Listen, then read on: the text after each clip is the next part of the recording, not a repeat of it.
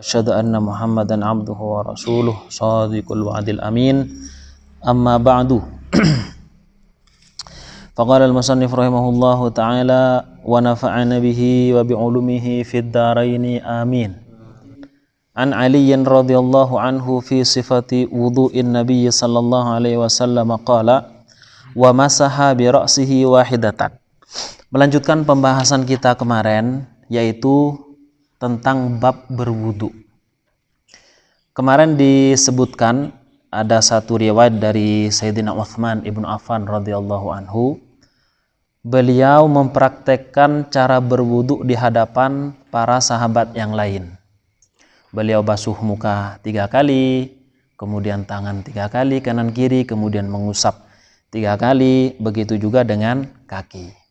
Urutannya sesuai dalam ayatnya, ya ayyuhalladzina amanu idza qumtum ilas salati faghsilu ilal akhir. Nah, kemudian di sini ada riwayat yang justru seakan-akan tidak sama dengan riwayat pertama. Pertama tadi mengatakan masing-masing 3 kali, mengusap kepala juga 3 kali. Tapi riwayat dari Sayyidina Ali radhiyallahu anhu fi sifati wudu'in nabiyyi, beliau menjelaskan tentang cara berwudunya Rasulullah sallallahu alaihi wasallam. Beliau mengatakan wa masaha bi ra'sihi wahidatan, ternyata Rasulullah mengusap kepalanya di saat berwudu wahidatan, hanya 1 kali. Sementara Sayyidina Utsman mempraktekkan, beliau mengatakan tawadda'a nahwa wudu'i hadza. Jadi saya melihat Rasulullah itu berwudu sebagaimana saya wudunya yang saya lakukan ini, yaitu mengusap 3 kali di sebagian kepala. Namun di riwayat ini Sayyidina Ali justru mengatakan dalam riwayatnya bahwa Rasulullah mengusap satu kali. Nah, jadi di sini seakan-akan ada kontradiksi. Apakah memang sedemikian rupa? Oh, ternyata ulama menjelaskan bahwa di awal mengatakan 3, kemudian yang di hadis lain mengatakan 1. Itu ternyata yang 3 kali ini dibawa oleh ulama kepada kesunahan. Makanya mengusap 3 kali itu hukumnya adalah sunnah. Seperti itu. Memang ada sebagian ulama yang justru mengatakan wajib. Jadi mengusap 3 kali itu di kepala, membasuh 3 kali di tangan, di wajah, di kaki, itu ada yang mengatakan wajib. Seperti itu. Akan tetapi umumnya ulama mengatakan bahwa itu adalah hukumnya sunnah. Seandainya kita berwudu hanya 1 kali basuhan saja atau 1 kali usapan ketika di kepala, maka itu cukup dan terbilang sah. Seperti itu. Asalkan usapannya ataupun basuhannya sesuai dengan ketentuannya. Kalau tangan sudah sampai sikunya, kalau kaki sudah sampai pada mata kakinya gitu kan. Nah, kalau wajah sesuai dengan batasan di dalam wajah. Nah, dari 2 hadis di awal tadi, yang satunya minggu kemarin, sedangkan yang satunya adalah yang barusan, di situ diambil kesimpulan oleh ulama bahwa minta tolong di dalam berwudu, minta tolong ngambilkan air, itu hukumnya adalah boleh. Artinya mubah. Sebagaimana Sayyidina Utsman pernah menyuruh tolong ambilkan air wudu 1 ember. Kalau sekarang mungkin 1 ember ya. Tolong ambilkan. Setelah itu diambilkan oleh sahabat yang lainnya. Tapi kalau minta tolong di dalam menuangkan air, maka itu ulama menjelaskan hukumnya adalah makruh kecuali ada keperluan. Jadi misalkan antum berwudu, ada petugas misalkan menuangkan semisal ceret gitu ya, semisal ceret, kemudian kita berwudu dengan bantuan orang itu, atau orang kita suruh untuk menyiramkan pakai gayung, kemudian kita menggunakannya. Seperti itu. Maka ini hukumnya adalah makruh. Kecuali ada hajat. Seperti apa? Misalkan sakit. Nah, itu yang pertama. Yang kedua, di awal hadis juga disebutkan bahwa sebelum memasukkan tangan ke dalam ember, ya, untuk dijadikan tangan sebagaimana fungsi gayung, maka disunahkan untuk dibasuh terlebih dahulu. apakah dia baru bangun tidur atau tidak dari bangun tidur. Terserah. Kalau khusus bangun tidur nanti ada hadisnya tersendiri. Tapi di sini umum, apakah dia bangun tidur ataupun tidak, maka sebelum menjadikan tangan sebagai fungsi gayung, maka dibersihkan dulu. Namun karena sekarang sudah ada gayung atau karena sudah ada kran kayak gitu, maka bisa langsung. Cuman kalau kita kan meragukan ya, kalau dari luar apa segala macam, maka hendaknya dibersihkan dulu, baru kemudian aktivitas berwudu mulai sunnahnya. Seperti itu. Itu yang kedua. Kemudian yang ketiga adalah itu tadi disunnahkan untuk membasuh sebanyak 3 kali. Dan mendahulukan yang kanan daripada yang kiri, sebagaimana itu kesunnahannya. Nah, terkait masalah mengusap kepala, sebenarnya di sini ada banyak pendapat ya. Mengusap kepala itu banyak sekali pendapat.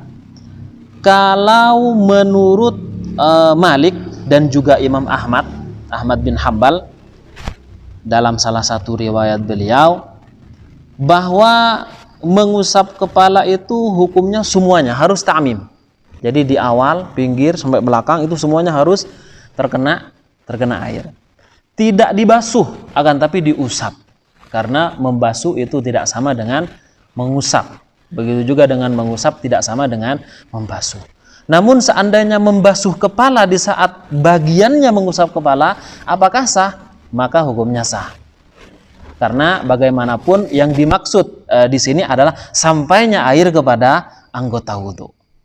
Cuman syariatnya adalah mengusap, khusus di kepala.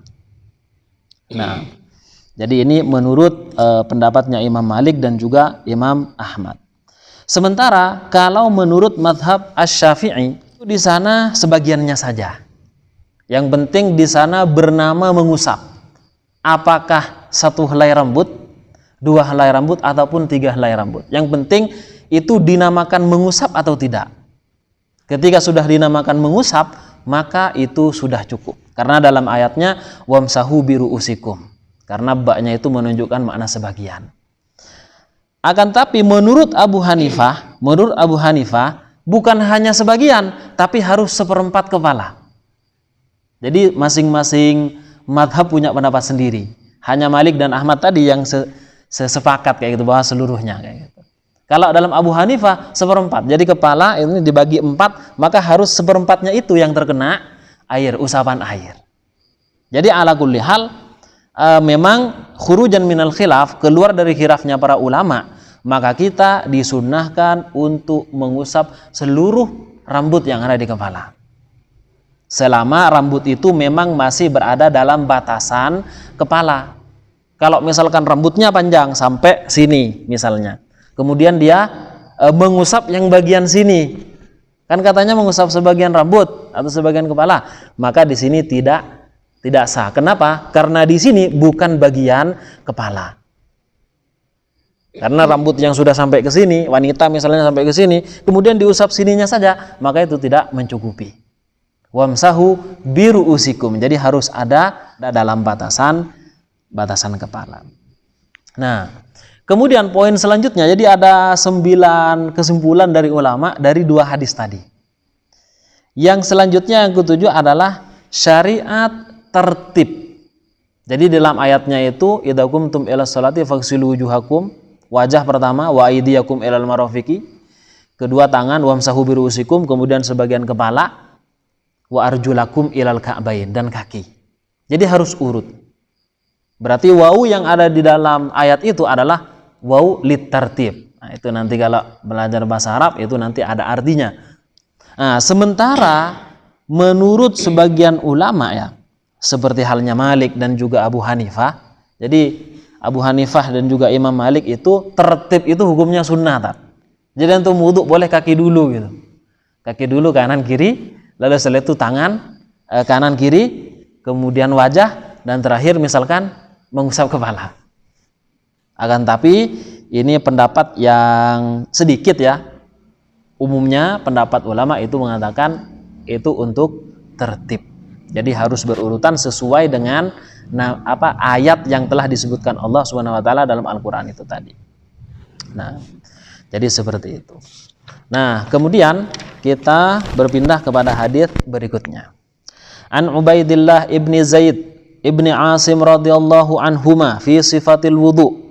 Jadi ada riwayat juga dari Ubaidillah bin Zaid bin Asim menyifati wudunya Rasulullah sallallahu alaihi wasallam. Beliau kemudian mengatakan, "Wa masaha Rasulullah sallallahu alaihi wasallam bi ra'sihi fa aqbala bi yadihi wa adbara."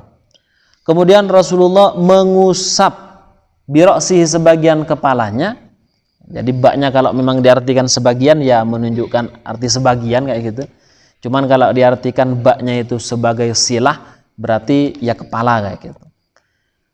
Tidak sebagian lagi tapi seluruhnya. Fa'aqbala biyadaihi wa adbara. Kemudian Rasulullah menjalankan ke depan dengan kedua tangannya dan membalikkannya ke belakang. Jadi kan begini, ketika riwayat ini disebutkan, ternyata Rasulullah melakukan usapan wudu itu begini, seret dari belakang. Dalam riwayat ini. Nanti ada riwayat lain justru mengatakan dari depan ke belakang. Di riwayat yang pertama, riwayat Bukhari Muslim dari jalur Ubaidillah bin Zaid bin Asim radhiyallahu anhuma. Jadi ke sini, seret ke depan baru ke belakang. Jadi kalau ada orang mengatakan melakukan ini dari belakang ke depan, maka antum tidak bisa menyalahkannya karena memang ada hadisnya. Ini muttafaqun alaih. Ternyata wa fi lafdhin lahuma, di dalam riwayat Bukhari Muslim juga ada riwayat lain. Apa? Bada'a bi muqaddami ra'sihi hatta dhahaba bihi ma ila qafahu. Ternyata Rasulullah memulai dengan depan kepalanya, ya. Lalu beliau menjalankan kedua tangannya sampai qafa. Qafa itu tengkuk di sini nih. Ya batas rambut di sini nih. Tsumma raddahuma ilal makanil ladzi bada'a minhu. Kemudian Rasulullah membalikkan lagi ke di mana beliau memulainya, yaitu dari depan. Berarti dalam riwayat yang kedua Rasulullah melakukan begini, seret, seret. Itu 1, 2, kemudian 3. Di riwayat yang pertama tadi dari belakang 1, 2, 3. Seperti itu. Nah, apakah sudah melakukan hal seperti ini? Padahal riwayat yang berkaitan dengan ini bukan hanya ini, melainkan banyak dari beberapa jalur. Sementara yang kita tahu selama ini wudunya hanya di sini. Ada yang sininya. Ada yang sininya, gitu kan? Padahal sunnahnya dan yang dilakukan oleh Rasulullah adalah seperti itu. Dari sebab hal itulah kemudian Al-Imam Malik menyatakan ini wajib. Jadi kalau antum berwudu hukumnya seperti itu wajib. Kayak gitu. Kenapa? Karena melihat kepada zahir hadis memang seperti itu. Makanya ya hadis mengatakan begitu ya sudah begitu. Namun ulama lain mengatakan, oh ternyata dalam satu kesempatan Rasulullah tidak begitu, sehingga akhirnya muncullah kesimpulan yang sedikit berbeda dari penafsiran yang pertama. Begitu ya. Nah, jadi silakan saja mau dari depan ke belakang atau belakang ke belakang, depan ke belakang, belakang ke depan itu tidak masalah, dipersilahkan. Yang penting berwudu gitu aja. Atau sebagian itu yang nggak masalah juga gitu kan. Nah, baik, kita lanjutkan kepada hadis berikutnya.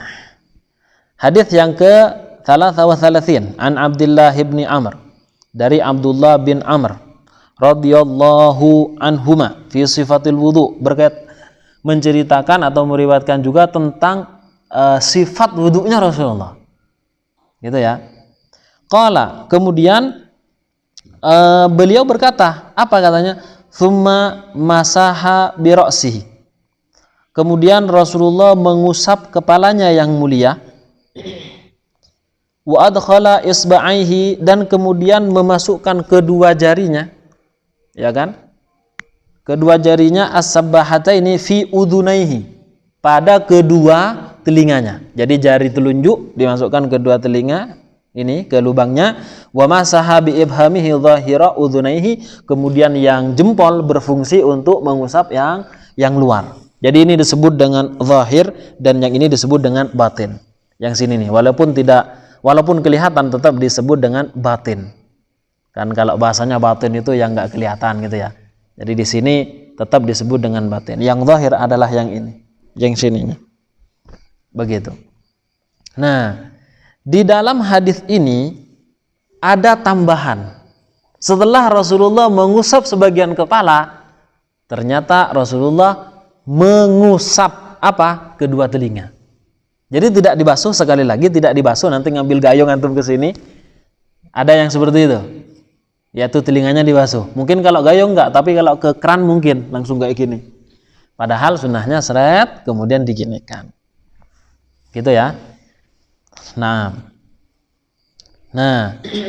di sini mengusap kedua telinga adalah dengan air baru. Dengan air baru. Maksudnya mengusap kepala sudah, kemudian setelah itu mengusap telinga. Dan mengusap telinga ini hukumnya adalah sunnah. Berbeda dengan sebagian ulama ya. Jadi di sini banyak perbedaan memang. Jadi harap dimaklumi gitu, dan sebagai tambahan pengetahuan kepada antum sekalian, menurut Imam Ahmad Ibnu Hanbal, nah sebagian orang-orang kan ada banyak yang ikut ya, nah, di Indonesia mulai banyak yang sudah ikut kepada Ahmad Ibnu Hanbal, dan itu nggak masalah, silakan saja. Nah ternyata hukum mengusap telinga bukan sunnah, melainkan apa? Wajib. Berarti orang yang kemudian mengaku-ngaku saya adalah Hambali, saya adalah pengikut madhab Ahmad bin Hanbal, dan dia memang ngomong kayak gitu ya. Kemudian ketika berwudu dia tidak mengusap telinga, atau mengusap dia berkeyakinan itu sunnah, maka hukum wudunya itu tidak sah. Karena yang wajib tidak boleh antum yakini sebagai sunnah, sebagaimana yang sunnah tidak boleh antum yakini sebagai wajib. Dan itu termasuk musibah akhir zaman ya, ketika sunnah itu sudah dianggap wajib. Sehingga apa? Orang yang tidak melakukan sunnah maka langsung divonis dengan tuduhan yang tidak. Makanya kalau sunnah ya sunnah, kita bilang sunnah gitu. Kalau wajib ya wajib, kita bilang wajib. Kalau memang mukhtalafun fihi, ulama masih berbeda pendapat di dalamnya, ya kita sampaikan apa adanya. Dan ini adalah amanah keilmuan. Amanah keilmuan itu ya sampaikan apa adanya, tidak usah dikurangi, tidak usah dilebihkan. Kalau bahasa kerennya tidak perlu didistorsi. Nah, gitu ya. Nah, jadi bahwa telinga itu harus diusap juga setelah mengusap sebagian dari kepala itu tadi. Kenapa? Karena dalam riwayat hadis Ibnu Majah, Rasulullah pernah bersabda, apa katanya? Al-udhunani minar ro'si. Bahwa kedua telinga itu adalah termasuk kepala. Kedua telinga adalah termasuk kepala. Kalau memang kedua telinga masuk kepala, ya kan, sebagaimana di dalam ayat disebutkan wamsahu biruusikum, dan usaplah kepala kalian, dan baknya itu adalah bak sebagai tambahan silah, sehingga artinya seluruh kepala, berarti telinga juga masuk dalam usapan. Jadi ketika memprakteknya ketika mengusap rambut, langsung kemudian setelah itu telinga. Dan kesunahannya nanti menggunakan air baru telinga lagi. Karena memang yang paling banyak ya, yang paling banyak diusap itu adalah telinga. Kalau kita mau lengkap. Dan kesunahan wudhu itu sangat banyak sekali. Ulama menghitung tidak kurang dari 70 kesunahan. Tentunya dengan hadis-hadis yang ada. Mulai dari siwak, mulai dari yang mendahulukan yang kanan, 3 kali, mengusap telinga dan sebagainya. Dan mengusap telinganya pun ada beberapa praktek. Ada seperti yang tadi, kemudian dilanjutkan dengan seperti ini 3 kali, kemudian dilanjutkan seperti ini 3 kali. Jadi banyak sekali. Ketika membasuh wajah, telinga kena. Ketika mengusap rambut, sebagian kepala, telinga juga kena. Kemudian nanti ada kesunahan telinga tersendiri. Seperti itu. Nah, begitu ya, ini tentang mengusap telinga. Kemudian selanjutnya, An Abi Hurairah radhiyallahu anhu, dari Abu Hurairah radhiyallahu anhu qala, beliau berkata, qala Rasulullah sallallahu alaihi wasallam, Rasulullah bersabda, idza istaiqadha ahadukum min manamihi falyastanthir thalathan fa inna syaitana yabitu ala khayshumihi, muttafaqun alaihi. Idza istaiqadha ahadukum, jika di antara kalian itu bangun dari tidur, min manamihi, dari tidurnya, jadi dia bangun tidur, falyastanthir thalathan, maka hendaknya dia istinthar. Istinthar itu kebalikan dari istinsyak. Apa istinsyak itu? Memasukkan air ke dalam hidung, itu namanya istinsyak. Mengeluarkannya ada namanya sendiri. Apa? Istinthar. Jadi istinsyak, kemudian istinthar. Nah, ketika bangun tidur, antum disunnahkan menghirup air kemudian dikeluarkan. Istinsyak dan istinthar. Kenapa kok seperti itu? Dilakukan sebanyak 3 kali. Kenapa? Fa inna syaitana, karena sesungguhnya setan. Yabitu ala khaysyumihi, setan itu menginap atau tinggal atau berdiam ala khaysyumihi, di janur hidung manusia. Dan ini hadisnya sahih dari 2 jalur, Bukhari dan Muslim, dan semua perawinya sama sampai ke Rasulullah, riwayat Bukhari ataupun Muslim. Begitu ya. Jadi ketika bangun tidur itu sebelum berwudu apa segala macam, atau bangun tidur hanya untuk buang air kecil misalnya, maka disunnahkan melakukan hal ini. Tentunya sunnah di dalam madhab selain Ahmad bin Hanbal, karena menurut Ahmad bin Hanbal beliau mengatakan wajib karena melihat zahirnya hadis. Kenapa? Karena di dalam ini ya falyastanthir. Di sana fi'il mudhari tapi kemasukan lam. Lam itu fungsinya untuk amar, yaitu perintah. Sedangkan dalam kaidah usul wa mutlaqul amri lil wujubi. Jadi perintah amr itu menunjukkan kewajiban. Apalagi dalam mazhab Syafi'i kayak gitu. Cuman mazhab Syafi'i tidak mengatakan wajib. Jadi kalau antum bangun tidur ya, ke kamar mandi, buang air kecil, jangan lupa itu, yaitu masukkan air ke hidung kemudian dikeluarkan. Setelah itu tidur lagi. Cuma nanggung ya, kencing, kemudian eman sekali ya berwudu, setelah itu sholat tahajud. Kalau mau tidur lagi silahkan. Jadi biasanya kan gitu ya, bangun tengah malam jam 2 gitu ke kamar mandi hanya untuk buang air kecil, setelah itu ya tidur lagi. Nah, padahal ya disunnahkan dan sunnah muakkadah untuk salat malam.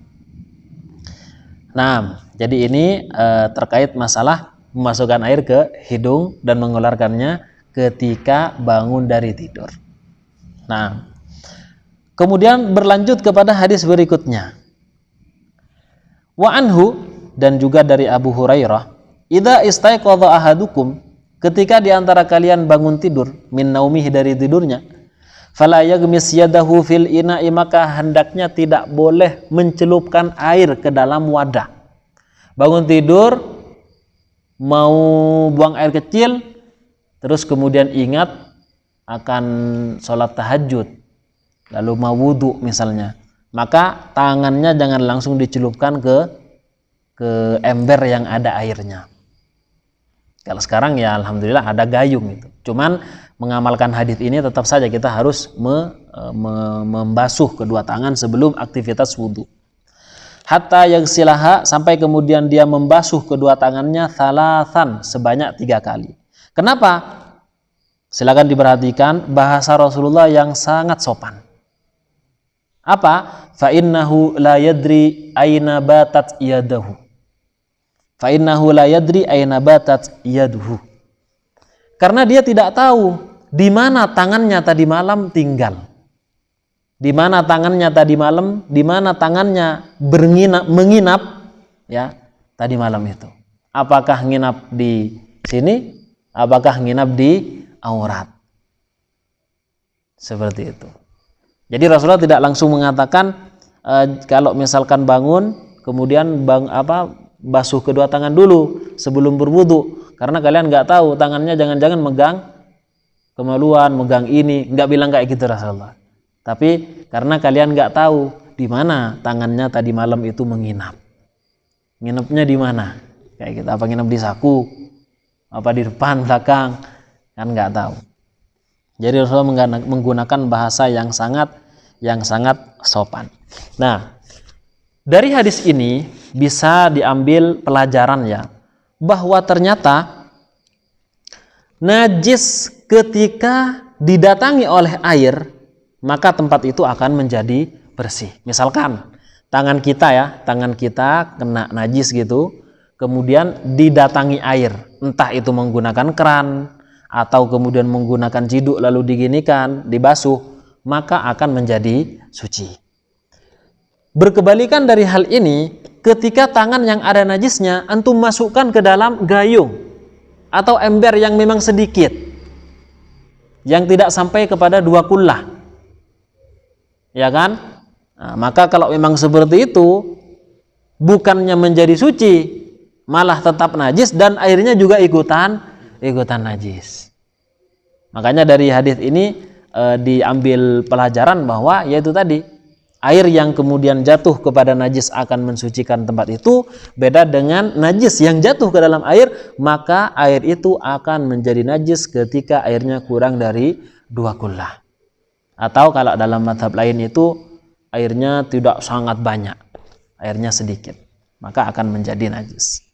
Nah, kemudian yang kedua, bahwa ulama itu sudah sepakat ya dari 4 mazhab bahwa membasuh kedua tangan sebelum aktivitas wudhu, sebelum memasukkan tangan ke dalam ember gitu, hukumnya adalah sepakat bahwa itu adalah anjuran.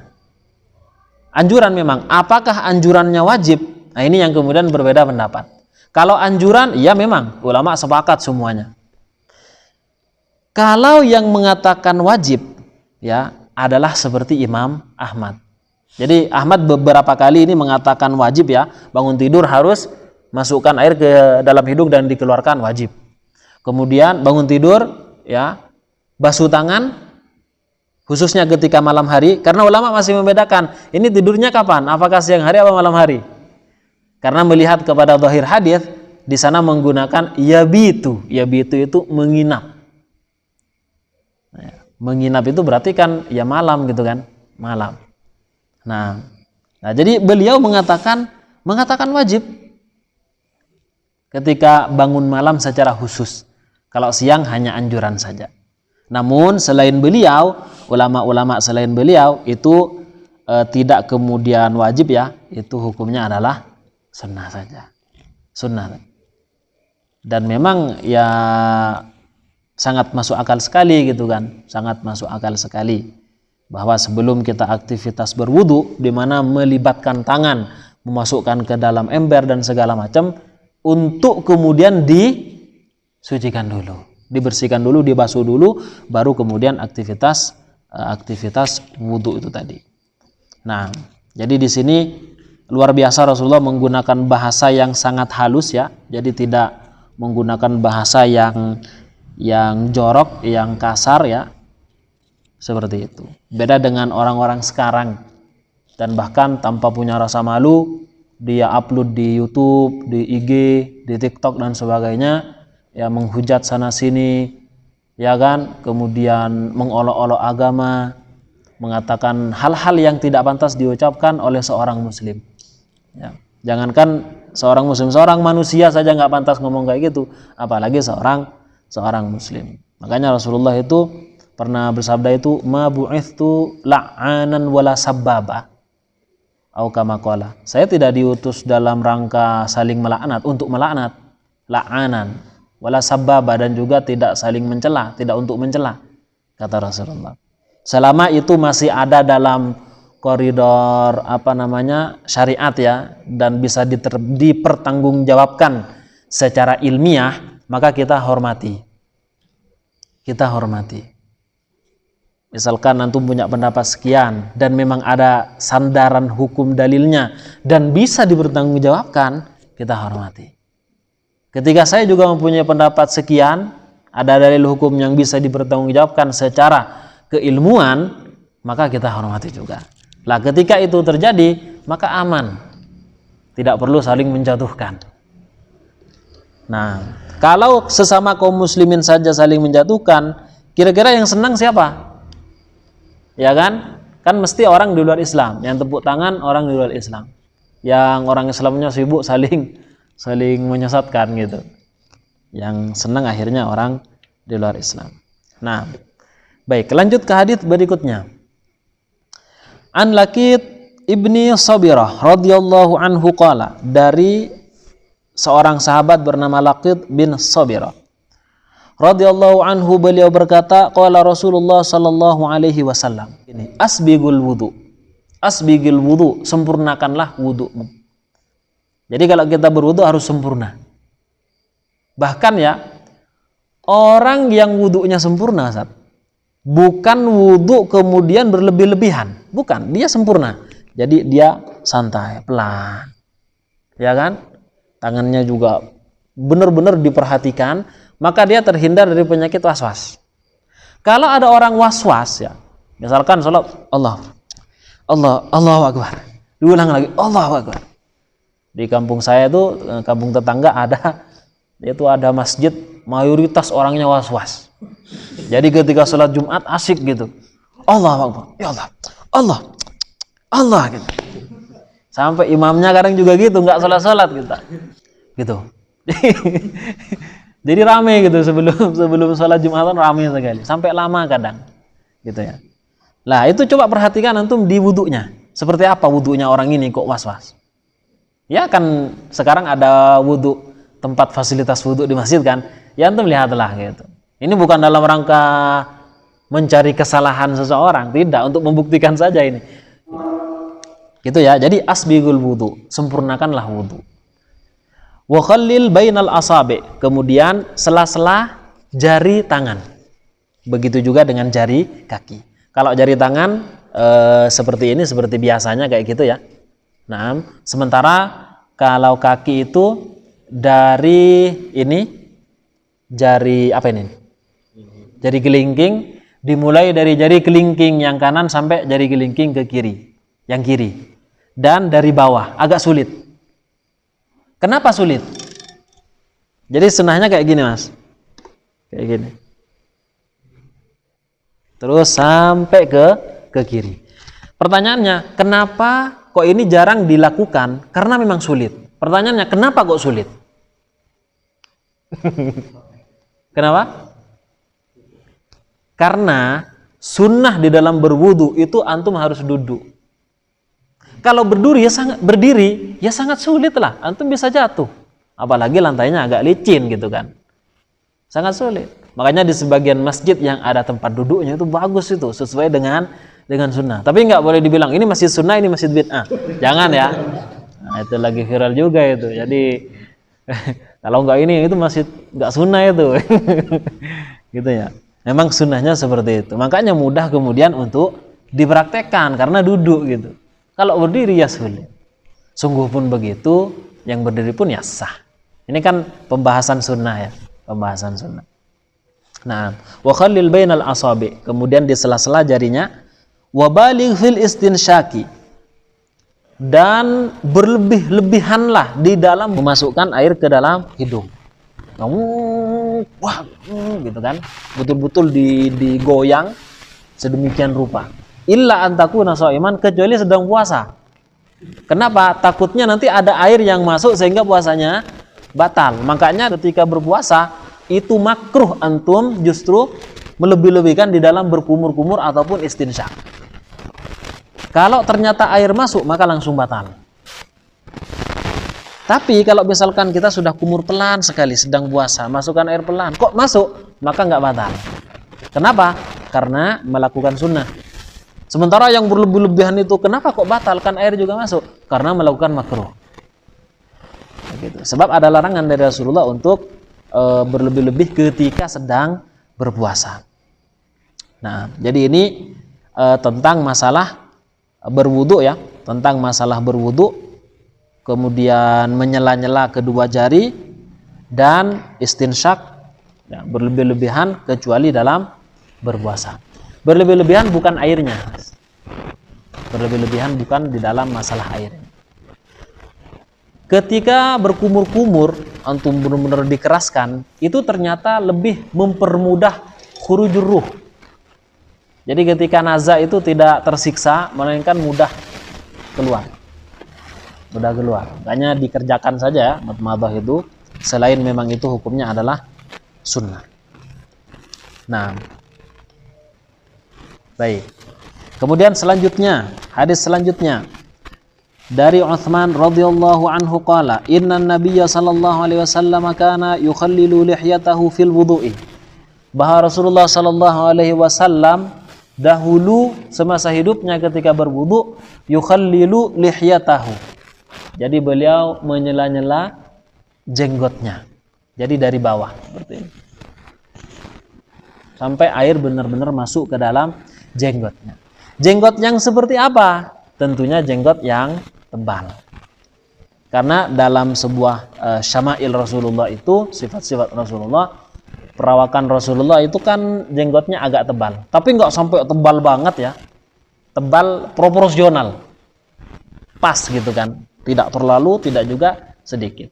Nah kalau seperti ini apakah terbilang tebal jenggotnya saya ini? Tidak terbilang tebal, sehingga air wajib harus masuk. Kalau tebal maka itu disunahkan di sela-sela saja. Kalau misalkan ada air yang nggak masuk ke dalam betul-betul ke dalam nggak masuk, maka nggak masalah. Karena memang tebal gitu kan. Kecuali perempuan yang punya jenggot tebal misalnya, maka wajib. Kenapa? Karena jarang ada wanita kemudian ada jenggotnya. Jarang, sehingga air tetap wajib dimasukkan. Nah, jadi Rasulullah menyela-nyela ininya ya, jenggotnya ketika berwudu. Kalau jenggotnya nggak ada maka nggak usah. Nah, kemudian ya satu lagi ya, inna nabiyya utiya bi thulatsai muddin faja'ala yudliku dzira'aihi. Bahwa Rasulullah Shallallahu Alaihi Wasallam pernah didatangkan dengan sepertiga mud. Sepertiga mud. Lalu kemudian gunakan untuk berwudu, diantaranya beliau kemudian membasuh kedua tangannya itu dengan sepertiga mud. Satu mud berapa? Satu mud kan hanya segini. Makanya dikatakan mud karena bisa dijangkau oleh tangan. Madda yadahu muddan. Kayak gini, satu mud. Jadi sepertiganya. Jadi Rasulullah kalau berwudu hanya sepertiga untuk sebagian. Kalau dihitung semuanya maka satu mud saja. Hanya segini wudunya Rasulullah. Kok bisa begitu? Pertama, jawaban yang sangat masuk akal ya. Jawaban yang sangat masuk akal karena Rasulullah itu kulitnya sangat halus. Ya, itu jawaban pertama. Yang kedua, airnya yang jalan sendiri. Jadi Rasulullah tinggal begini, kemudian selebihnya itu menyempurnakan sendiri, diginikan, yang kurang-kurang disempurnakan sendiri oleh airnya itu. Loh kok bisa? Ini yang disebut dengan mukjizat. Hal yang justru tidak masuk akal. Nah, kalau memang seperti itu kita punya kulit sama dengan Nabi, maka cukup menggunakan satu mud, satu gelas saja. Satu mud itu seukuran satu gelas yang bisa ada gambar-gambarnya itu. Biasanya jadi souvenir itu seukuran satu mud. Jadi wudunya hanya segitu saja. Seperti itu. Dan itu sangat memungkinkan ya, sebagaimana telah saya sampaikan dulu itu, guru saya itu pernah dipenjara. Ya kan, pernah dipenjara. Lalu kemudian wudunya menggunakan air aqua, semacam aqua lah, itu di Syam dulu.